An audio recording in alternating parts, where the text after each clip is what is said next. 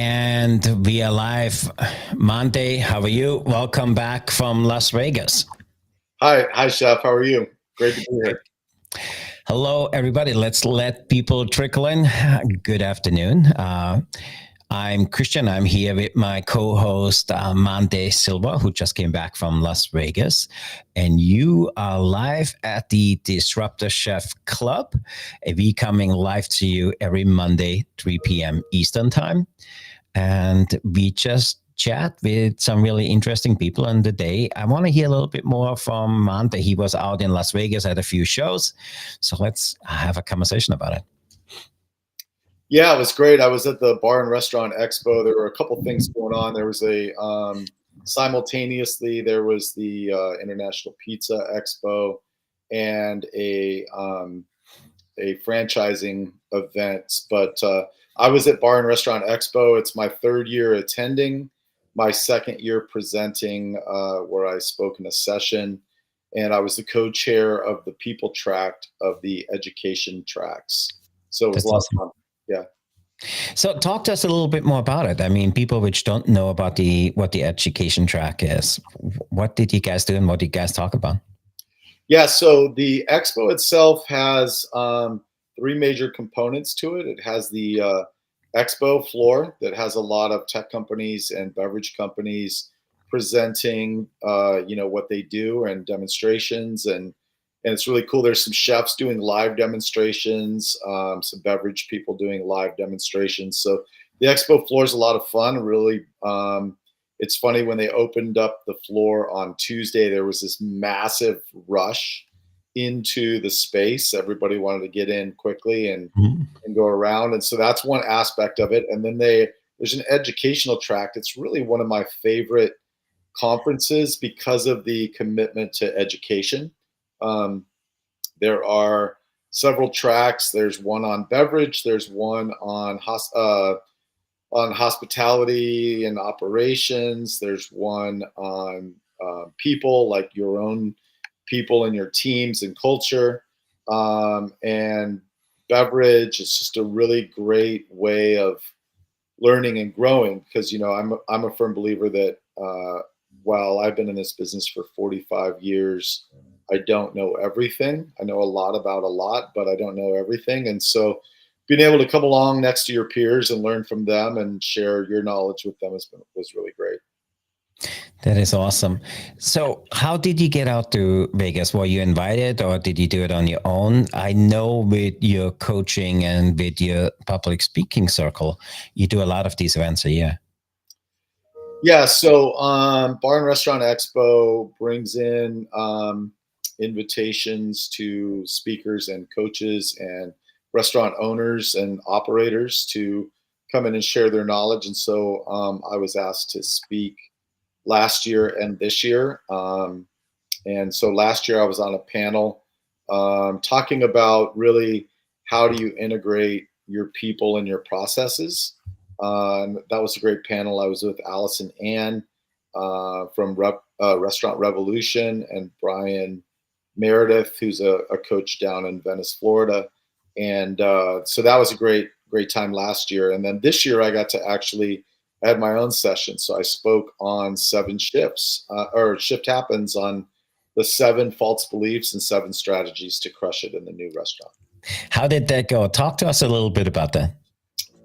That was great. Had a really good turnout of people that were really engaged, and it's exciting to be in a room full of people that want to learn and grow and ask questions. And so the beginning of it, we just talked about change and how change is inevitable, and we have to embrace it.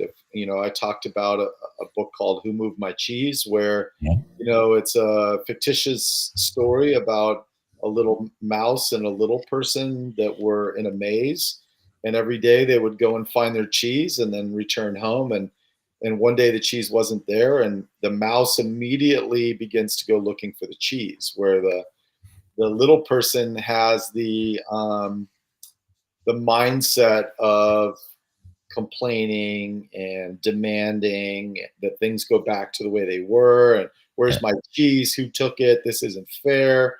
And instead of going in and dealing with the change of looking for cheese in a new location, basically the rest of the book is about, how we have to embrace change, and it's our mindset of how we evaluate change that's important. So I talked about a couple key things like, if for those people that sail, there's something called tacking.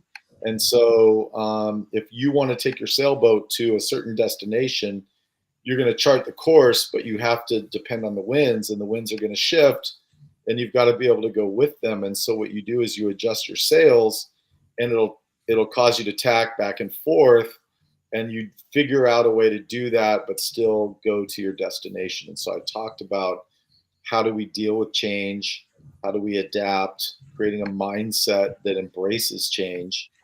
And then we talked about 7 false beliefs that almost destroyed our industry. Mhm. Like you have to work 70 hours a week to be successful, or good people are hard to find, a penny saved is a penny earned, marketing is expensive, and a number of other things. You have to underpay your people to be profitable. And I debunk those, but I have to set the mindset of, being open to change. And then I Mhm. share things that we've all believed for 50 years and how they're not accurate. And then I talked about strategies to combat that and change our mindset so that we don't look at things that way. Yeah, I absolutely love that. And by the way, if you don't mind, let's shift gears a little bit because I love what you just talked about with the story about who moved my cheese. And then the 7 strategies you just talked about. I happened to be at a restaurant this weekend. I was invited to observe a meal service. I did a Friday night. Local chain. They have 3 locations, Italian themed. The the owner who started this and ran it for 52 years had some health issues. The son was scheduled to take it over in 25, so he took it off over early, a year early, and restaurant is struggling. Overall feedback from the customers is it's not the same since dad is not there. Son didn't change anything. Um, Dad always very successful. Son can't make ends meet with the way the restaurant is running. And for me, it's exactly what you just talked about. And my conversation with him is, hey, let me run through the basics. And he says, my dad said I need to. Dad said I need to. Dad said I need to. Dad used to. Dad used to. And for me, it was almost like that he has some really great ideas and he wants to do something else, but he felt like he was stuck because he needed to live into that bubble from his dad. So what do you think about something like that?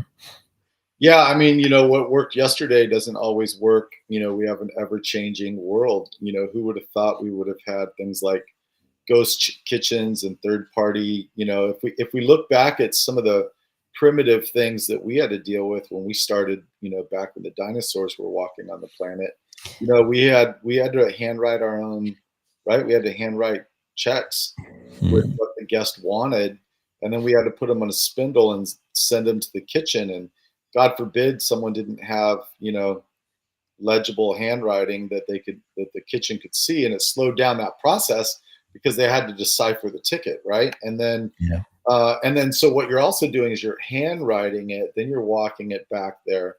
We used to do reservations, by Mm. writing a name in a book. And so some of the things that have come out, like reservations platforms, and the POS systems, allowed us to really systematize a lot of things. It really helped us give better experiences to our guests. And I think that Mm. with the ever evolving technology in our world, and just mind shifts of what people want, when the Food Channel came out, all of a sudden everybody that watched an episode of Chopped was an expert, right? And they had an opinion about food and beverage and their experiences. And so we had to adapt, to be able to respond to online reviews and things like that. So I think that just because it worked before doesn't mean it's working in today's world. And I think that that's, a pivotal thing. Yeah, and for me, it goes back. Uh, I see it all the time. I honestly believe the reason restaurants fail is not just because, first of all, didn't do their homework, but they're trying to live into something they are not. And, I have a really good friend of mine who had to close two of their restaurants because he felt he needed to be like Gordon Ramsay, yelling, screaming, and he thought people would like that and come back. No, I don't think it's that attractive. It's not on TV. And, we had the restaurant on Friday. He's a really good sauté guy. And I said, how come you don't saute some of the dishes? No, because my dad used to. So I do the way dad used to do it. And for me, it comes back. It reminds me of my very first restaurant we had in Woodbury, Connecticut. We built this amazing thing. And I wanted to do French cuisine, in Woodbury, Connecticut, without doing my homework. And as I started doing me, all of a sudden we were successful. We did Austrian food. Not only did we do Austrian food, we went New England. So we called it the New England. We took classic New England dishes and Europeanized it. This was early 90s. That was, if you put the name Euro on it, it was just a big hit. And just kind of living into who we were.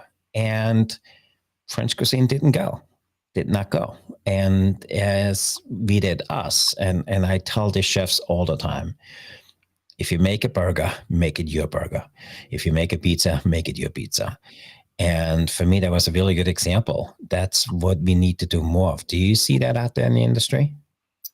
Yeah, I mean, early in my career, I worked with Wolfgang Puck, and when you talk about creating your own pizza, you kind of revolutionized the personal pizza and putting things on that weren't normal, like barbecue duck pizza with shaved red onion and cilantro, and different things like that. So I think that people like familiarity, but also something unique. And so when you can take a classic dish and put your own spin on it, one of my clients, I have several coaching clients, and one of them in Florida, basically for St. Patty's Day, did a corned beef and cabbage egg roll, which was cool. I have a client in Pennsylvania on the same day did shepherd's fries instead of shepherd's pie. I love that. And I think that when you can take a dish that people are familiar with, and maybe it's even comfort food, Wolfgang Puck used to use veal, pork, beef, all in his meatloaf, and wrap it in bacon. And so when you can take those familiar recipes and tweak them and make them sexier, that's just really cool. I love that. And also leave your signature on it, kind of make it yours. And because if you make it yours, then you serve the customer the way only you can. And, rather than copying it. And this is a good example. I think he's trying to live into his family's legacy, but his dad was a showman. His dad was, big personality. It's not him. So it's hard for him. I could see he was struggling with trying to live into his dad's shoes. Yeah, that's tough. I mean, you want to, carry on the legacy of your dad, but you also want it to still be there in 20 years. And so you've got to make those kinds of shifts. So what else? Was there anything cool you've seen in Las Vegas at the show? Yeah, so the third part of the show that I probably get the most out of is just the networking opportunities. It's a chance for people that follow me on LinkedIn and some of my socials to meet in person, which is really cool. That's how I met Troy Hooper in person. A mutual friend of ours. We met through Clubhouse and then met in person at the expo a couple years ago.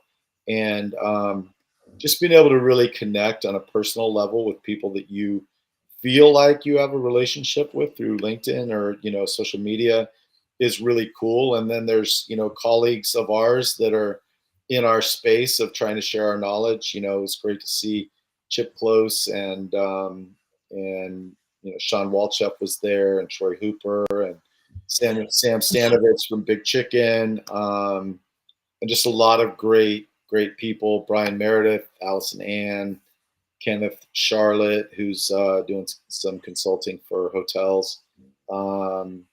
Restaurant 365, who I'm beginning to work on a really nice partnership with. They were there. I got to spend time with them. Michael, who was on the show that you were on, my show last week. Michael from Maverick Theory, was there, and it was nice. He brought me up on stage to do some Q&A during his session, so that was kind of cool. That's awesome. How about from a product or equipment side? Is there anything which jumped out, something you felt people need to know about? I think that there's so much stuff out there, and there's some really great things. It's really about finding out what are your specific needs at a restaurant, and then trying to create a tech stack that utilizes as few as possible to accommodate everything and make sure that everything integrates. So, when you can work with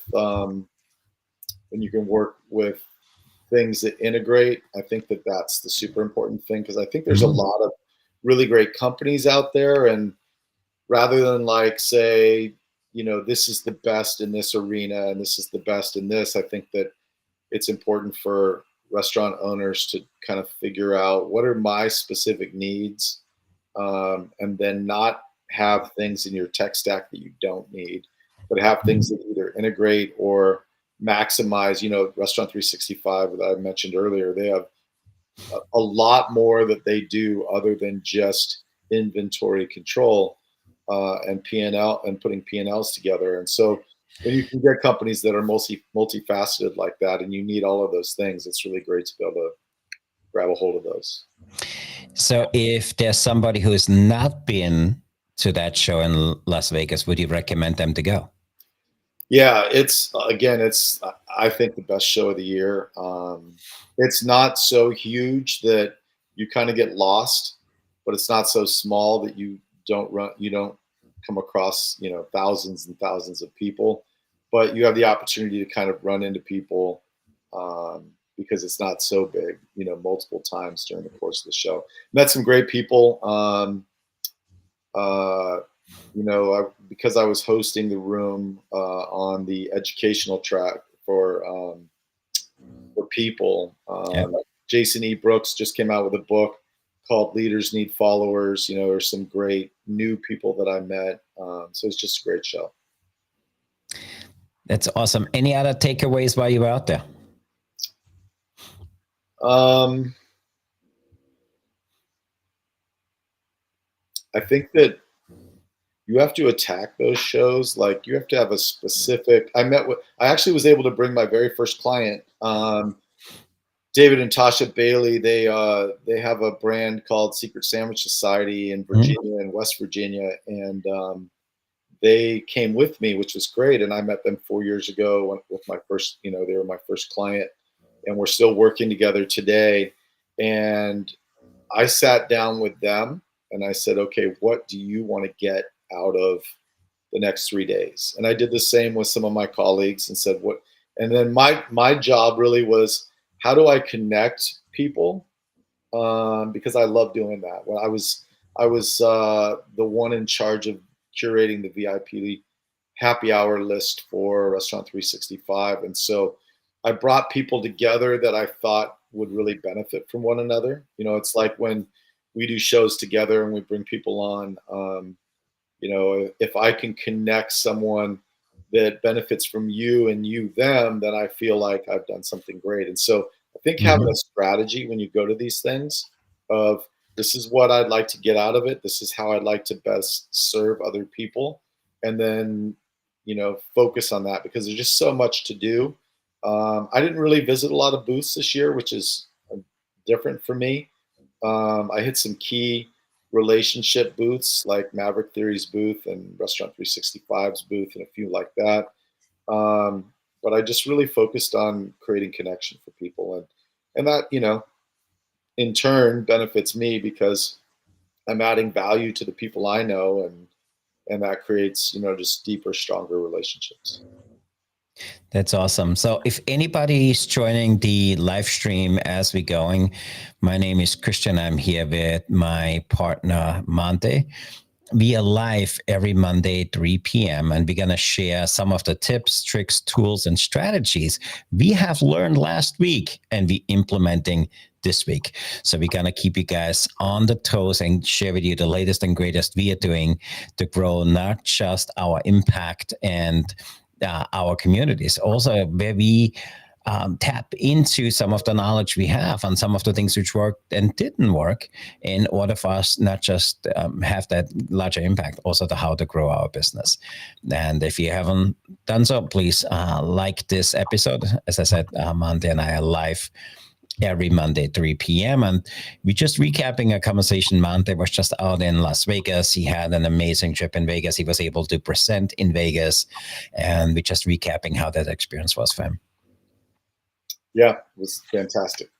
I think that restaurant owners, chefs, restaurant operators, I think that the challenge that we have, we tend to want to be all things to all people, Mm-hmm. and really kind of honing in to how do I really live in my lane and find my tribe of people that are going to benefit the most from me as a speaker and coach, or as a restaurateur, to my guest and to my team.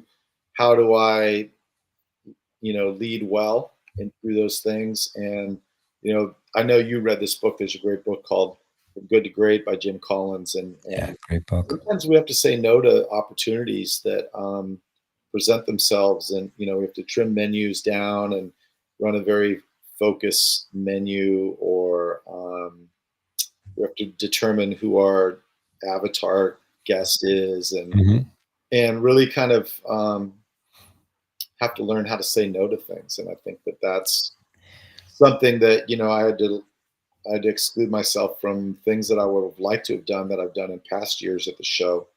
I think it's an important lesson for operators, restaurateurs, chefs, of really kind of fine-tuning who we are and what we do.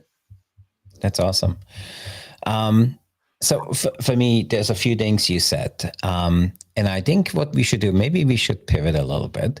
I want to finish out the rest of the show. What do you think? What are your top 3 things people need to go do if they go to any shows like this to get the most out of it? You up for that? Yeah. So let's start with you. What is your number 3 thing? Or you can do 5. Or what is number 3 for you? What do people need to do in order to maximize an event like this?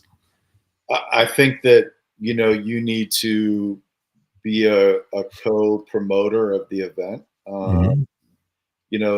You've got someone that's invited you to present, or you've paid for a ticket, to go. Yep. And I think that you want to let as many people in your circle, or the people that you speak to on a regular basis through social media or whatever. You want to let as many people know that you're going, because some of these shows are so big that people can go and you don't even know they're there. I found out there was someone that I wanted to connect with that was at the show, and I didn't know that she was going, and so I didn't have that opportunity. So I think just making sure that everyone knows that you're heading there, and that you're cross promoting the event, and then asking people to comment if they're going, and then try to make some trying to set time to meet with them. That's probably number 3. I love that. I really love what you just said, because it kind of is my number 3. My number 3 is make yourself available. Because a lot of people going to these events, just to say they've been there and then they do their time. If you have the opportunity to go to an event like this, make yourself available. Be open to try out something new. go up and strike up a conversation with somebody you haven't spoken to. And then also, I love what you said. I will adapt that a little bit more too, is co-promote. There's a reason you're going to the event, because you find there's a lot of value in attending. So for me, I love that. So my number 3. Cool. What is your number 2? Number 2, I think, is this, like I mentioned before, just strategizing. What do you want to get out of the event, and how can you best position yourself for that success? Love that. Also, my number 2, I call it go with a plan. Making sure you know what you want to go, who you want to see, what time you want to be there, and what you want to get out of it. So make sure when you go to an event like this, especially as many great names as you just mentioned, it sounded like a really amazing event.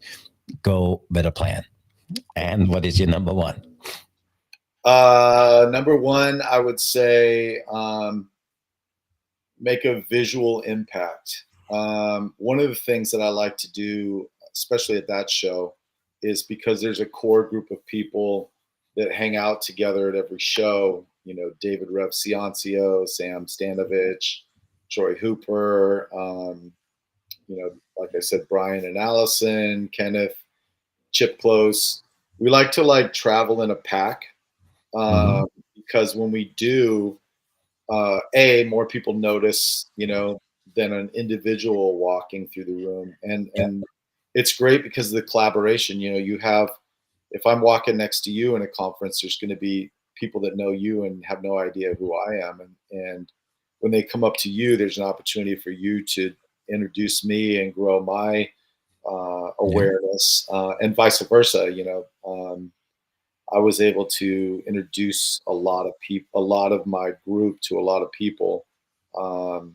And so becoming as visual as possible, whether it's traveling in a group and utilizing that cross promotion of each other. So where people notice you, and then also just trying to, if you can get into speaking or presenting or doing something, even, you know, I was serving an event that I love, and it's been good to me by being the co-chair of the People Tract. And so I was on stage introducing each speaker for 2 days, and then I spoke on the 3rd day. So it definitely increased my visibility. So I would say, you know, don't be a wallflower. Get out there and shake hands and kiss babies. Love that. So agreed. My number 1 is network. And if you network some more. And, you know, we met through networking, and, you know, just work on the 3 musts on networking, you know, provide value, be courteous, and follow up. And for me, those are the 3 things. If you can do this and do this well, you get a ton out of these events. Because if you provide value and you have great conversations, you will notice if there's a connection, or if I can provide value to them, and then provide value without anything in return. And for me, people think they network, but they don't network. For me, if you go to an event like this, network. And if you think you have done a good job networking some more, because that's how you build your influence. And that's how people get known. And this is how you can make an impact.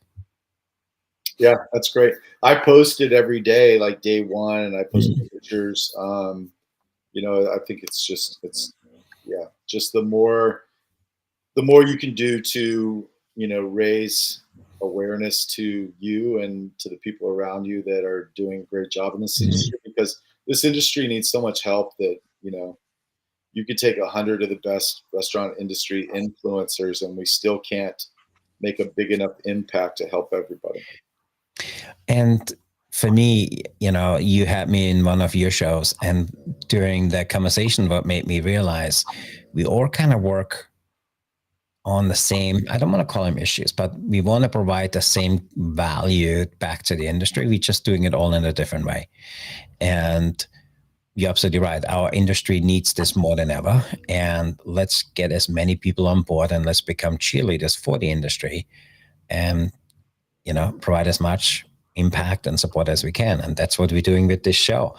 So talk to me a little bit. What is on your plate for this week? And what are you trying out new this week we can talk about next Monday? So I started writing a newsletter called Restaurant Success Newsletter. It comes out every Monday on LinkedIn. And then the following Thursday, I do a LinkedIn Live event called Restaurant Success Club. You were on that show a couple weeks ago. And we talk about the same concept and idea of what I wrote about. However, rather than listening to me,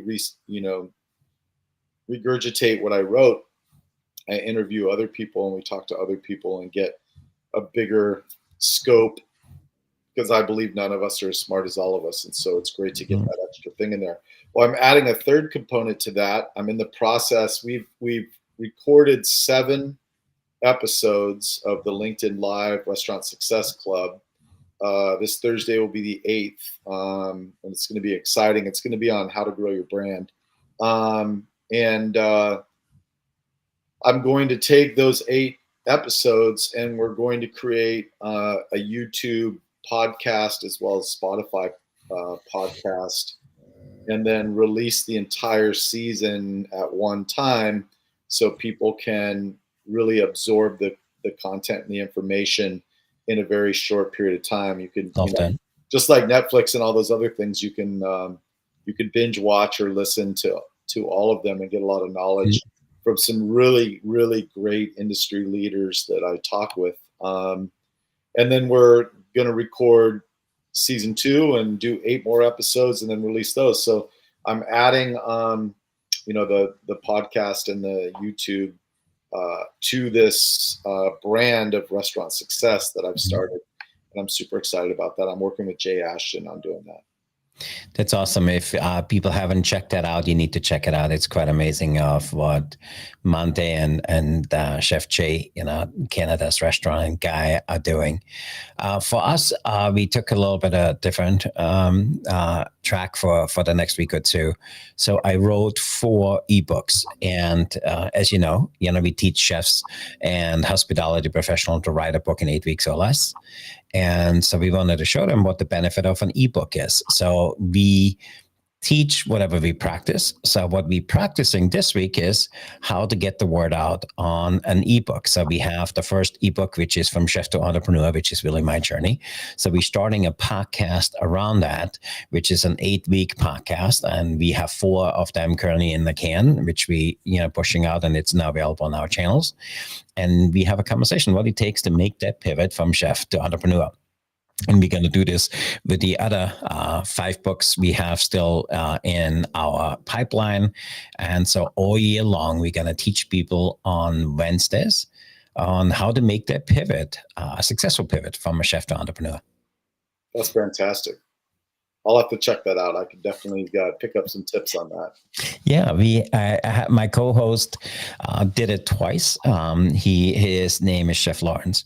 He out of school, needed to do something for his family and needed to work home. So 26 years ago, he started a home meal replacement business out in San Diego, and 26 years ago, nobody talked about home meal replacement. Everybody cooked at home and everything else. Built a very successful business, had it almost for 30 years. And then he said, you know what, I'm done with that. His lease ran out on the kitchen he had, and said, I always wanted to build not just something people can memorize. I want to memorize things. So he works now for a company which bronzes things. So it's called thebronzery.com. If you need to check it out, you could send them a pen or you could send them a knife and they will dip it in, bring it back to you in bronze. So he made that pivot twice in his life. He went from chef to entrepreneur and is quite successful in that. And so we just have some honest conversations of the things we did, how we struggled, how we had to overcome those struggles, and how we made it succeed. Because as you do anything, it's not easy to make that pivot from chef to entrepreneur. And I'm sure it wasn't for you, making that pivot to the coach you do. So, and then we share honest feedback. We share some of our struggles and some of the things we learned how to overcome it. And hopefully anybody who wants to take that route can use those 8 weeks and kind of build their own business around it. That's awesome. I love your niche that you live in and helping our industry. And I think that it's interesting because everyone thought when chefs started writing cookbooks and putting them out there that somehow their restaurants were going to become less busy, and it only put them on a whole different playing field. So I think that's fantastic. I'm really looking forward to this show. Mhm. Forward each week with you and spending time learning from you, and just sharing what we know with our industry and helping them out. So I've been looking forward to working with you for a long time. So I'm looking Yeah, forward to the same next here. dozen weeks or so.